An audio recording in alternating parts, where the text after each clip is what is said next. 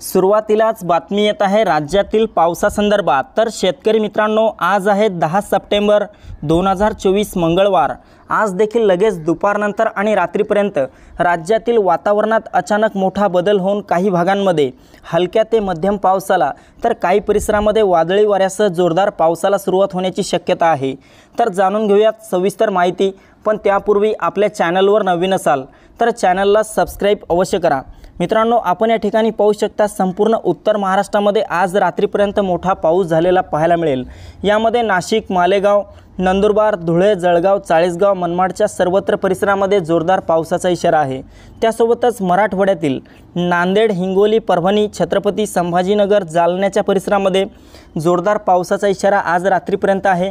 तर बीड, लातूर, धाराशिवच्या परिसरात मात्र ढगाळ वातावरणासह तुरळक ठिकाणी हलक्या सरी झालेल्या पाहायला मिळू शकतात। त्यासोबतच इकडे विदर्भात पाहिले असता विदर्भातील चंद्रपूर, गोंदिया, गडचिरोली, भंडाऱ्याच्या परिसरामध्ये मोठा पाऊस आपल्याला सायंकाळी आणि रात्री झालेला पाहायला मिळू शकतो। मात्र अकोला, अमरावती, वर्धा, यवतमाळ, वाशिम, बुलढाणा तसेच नागपूरच्या परिसरामध्ये ढगाळ वातावरणासह हलका ते मध्यम स्वरूपाचा पाऊस आज रात्रीपर्यंत होऊ शकतो।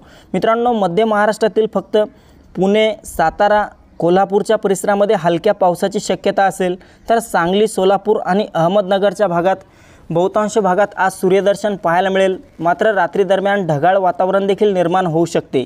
तर मित्रांनो, कोकणात पाहिले असता कोकणात मात्र आज रात्रीपर्यंत देखील हलका ते मध्यम स्वरूपाचा पाऊस आज देखील या भागात होईल।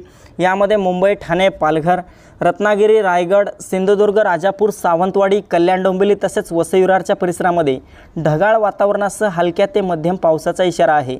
तर मित्रांनो, ही होती हवामानाची छोटीशी अपडेट। आपल्याबरोबरच इतरांना पण शेअर करा, व्हिडिओला लाईक, चॅनलला सबस्क्राईब करा। धन्यवाद।